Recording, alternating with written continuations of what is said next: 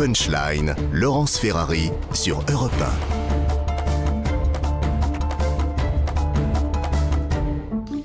On se retrouve en direct sur CNews et sur Europe 1. Bienvenue à nos auditeurs d'Europe 1 et à nos téléspectateurs de CNews. On va tout de suite repartir à Versailles où se tient en ce moment le sommet des 27 autour d'Emmanuel Macron avec en perspective cette unité de l'Europe face à l'agression russe en Ukraine. La photo de famille vient d'être faite sur les marches dans la cour du château de Versailles.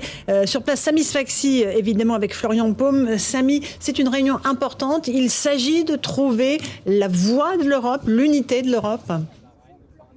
Oui, c'est une réunion très importante, Laurence, et de mémoire, je n'ai pas le souvenir d'un président qui s'était exprimé aussi longtemps, juste avant le début d'un sommet européen, preuve qu'Emmanuel Macron avait beaucoup de choses à dire. Alors bien sûr, c'est un sommet européen qui a lieu ici en France, à Versailles, donc c'est normal que le président s'exprime longuement, mais il a répondu vraiment à beaucoup de questions, et c'est vrai qu'on ne l'attendait pas forcément là-dessus. Alors sur cette prise de parole, il a redit, et c'est sans doute ce qu'on retiendra de cette prise de parole du président de la République, que cette maternité qui avait été bombardée était un acte de guerre commis par la Russie avec l'utilisation d'armes létales sans discernement. Voilà pour les mots du chef de l'État qui est aussi revenu sur cette crise que va traverser l'Europe, crise énergétique inévitable parce qu'il y a cet équilibre, Laurence, à trouver entre réduire notre dépendance aux hydrocarbures russes sans faire exploser le prix du gaz et le prix de l'essence. Et cet équilibre-là, il va être très compliqué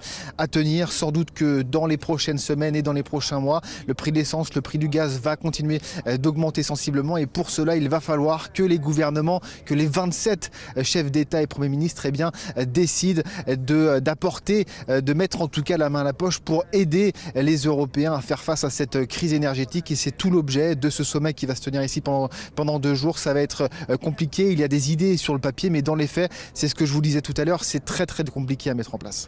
Merci Samy Sfaxi. Avec Florian Paume à Versailles, vous revenez vers nous si il y a de nouvelles informations. On va revenir sur ce sommet, l'importance de ce sommet, la dépendance de l'Europe vis-à-vis de la Russie. Mais j'aimerais qu'on s'intéresse à Mariupol, cet hôpital pour enfants qui a été bombardé hier, avec des dégâts énormes et surtout une espèce de désinformation du côté russe qui estime aujourd'hui que en fait, c'était de la mise en scène, qu'il y avait un bataillon Azov qui était réfugié dans cette maternité. On fait le point tout de suite avec Mathieu Devez et on débat avec mes invités. C'est un déluge de feu qui s'abat sur la ville côtière de Mariupol. Les bombardements aériens sont intenses.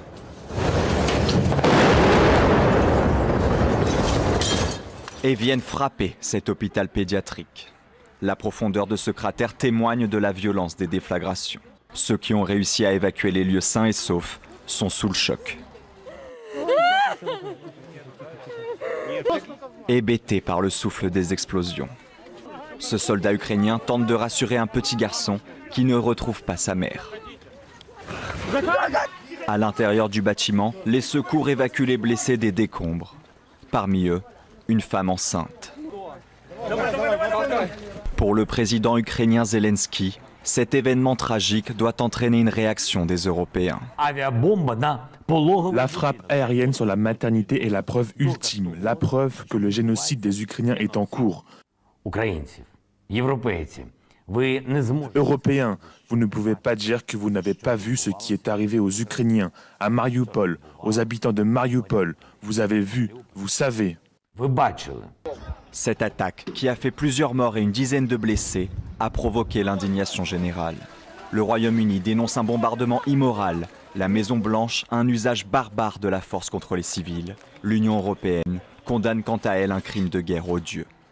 Côté russe, le chef de la diplomatie Sergueï Lavrov justifie le bombardement de la maternité. Selon lui, le bâtiment abritait les nationalistes ukrainiens du bataillon d'Azov.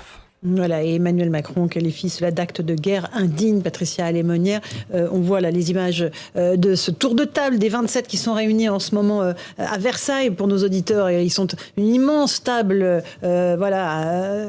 pas de distance de réglementaire d'ailleurs, la pandémie étant a priori derrière nous.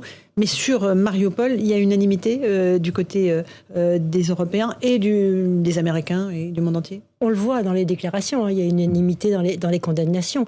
Ce que j'ai envie de dire, c'est que dans tous les conflits, à chaque fois, il y a très souvent ce genre de frappes violentes, cruelles sur des civils.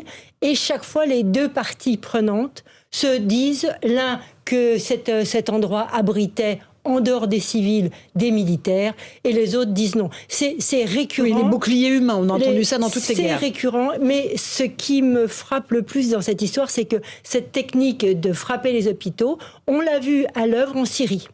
Souvenez-vous. Et là, la condamnation internationale, peut-être parce que tout le monde pensait qu'on ne pouvait rien y faire, et ce qui est assez dramatique, mais la condamnation internationale et l'émotion internationale a été les mêmes, alors qu'il s'agissait aussi de femmes et d'enfants et de médecins opérant dans des conditions 1000 fois plus difficiles presque que ce qui se passe à Mariupol. Patricia Lémonière, qui est grand reporter. Vincent Hervouet vient de nous rejoindre, spécialiste des questions internationales à Europe 1. Oui, dans toutes les guerres, quand on est dans une phase de la guerre très particulière, c'est-à-dire que l'armée effectivement piétine devant Mariupol. Sa tactique, elle est évidente, c'est de frapper, de vider la ville, de forcer les civils à partir. Vous le faites comment ? Eh bien, en tapant les infrastructures, les pompes à essence, tout ce qui permet de continuer, de maintenir une vie souterraine, et notamment vous tapez les infrastructures de santé. Alors, ce qui est très, très curieux, c'est que effectivement, dans toutes les guerres, vous avez des bombardements qui marquent un tournant dans le conflit et criminalisent l'un des acteurs. Vous avez eu le bombardement d'un marché à Marcalais qui a fait desserre vraiment les ennemis de l'humanité. C'était en Bosnie à l'époque, oui, en Bosnie, c'est ça. Vous avez toujours un moment, et là, ce qu'on voit depuis ce bombardement qui est dévastateur, mais il est spectaculaire, les bâtiments essoufflés. La cible est horrible parce que ce sont des enfants et des femmes enceintes. Le bilan n'est pas non plus un massacre, c'est pas un bain de sang. Oui, non, mais pourquoi dire que c'est une mise en scène ? Lavrov dit c'est une mise en scène. Non, c'est pas une mise en scène non, mais du c'est tout. ce que dit Lavrov. Hein. Non, alors, Lavrov dit ça, oui, mais je ne dis pas ça. Elle a dit qu'elle allait faire une Je ne dis pas il ça. est dans la négation totale de toute réalité aujourd'hui. Lavrov, il lui arrive le ministre des Affaires étrangères. L'aviation russe n'a accompli aucune mission de destruction, dit-il. Mais il a l'armée fait russe encore a mieux, dit parce que quand il a rencontré son homologue ukrainien, il a fait une conférence de presse après, et là il a expliqué que la Russie n'avait pas agressé l'Ukraine. Et qu'il n'y avait pas de guerre. n'agresserait aucun pays. C'est dans un moment assez extraordinaire. N'avait pas envahi l'Ukraine. Donc, on est dans un moment assez curieux. Mais ce que je veux dire, c'est que ça permet aussi de faire de l'ennemi, de l'adversaire, non seulement l'ennemi, mais carrément l'ennemi de l'humanité. C'est-à-dire que c'est un criminel. C'est-à-dire qu'il a franchi toutes les lignes rouges, il est tout d'un coup, comme le voient les anglo-saxons en général dans leurs adversaires, une sorte d'incarnation de Satan. C'est le diable. D'ailleurs, on a entendu les responsables américains expliquer qu'il allait falloir à tout prix sanctionner d'autres sanctions compte tenu des atrocités qui étaient commises. L'axe du mal va peut-être revenir. Oui, mais c'est une grande incarné dans l'esprit. Et là, Poutine devient effectivement ce fou, ce dément, ce diable, celui qu'il faut à tout prix abattre par tous les moyens. Bien sûr. Joseph Massescaron, sur ce bombardement, cette émotion unanime et cette dénégation russe. Oui, bon. Comme Vincent Hervouet le disait, il va falloir l'abattre par tous les moyens, et d'un autre côté, il faut continuer à négocier, puisque en diplomatie, on négocie qu'avec ses ennemis, par définition. Donc ça rend l'exercice en même temps un peu difficile, ce qui explique certainement que le président sortant, là, ici, est tenu, non pas employer le terme de crime, mais de acte de guerre. Voilà. Donc il laisse en tout cas une possibilité. Petite possibilité. Oui, mais Joseph Borrell, crime de guerre odieux. Jeannette Yellen du Trésor, nouvelle sanction plus grave après ce crime odieux. Il faut mener une enquête approfondie. C'est la seule qui soit un peu retenue, c'est Ursula von der Leyen. Allez, on fait une petite pause. On se retrouve dans un instant dans Punchline. On évoquera ce sommet européen. Comment arriver à être moins dépendant en termes d'énergie de la Russie ? Les prix à la pompe flambent. Les Français s'inquiètent pour leur pouvoir d'achat. On en débat dans un instant. Tout de suite dans Punchline sur Europe 1 et sur CNews.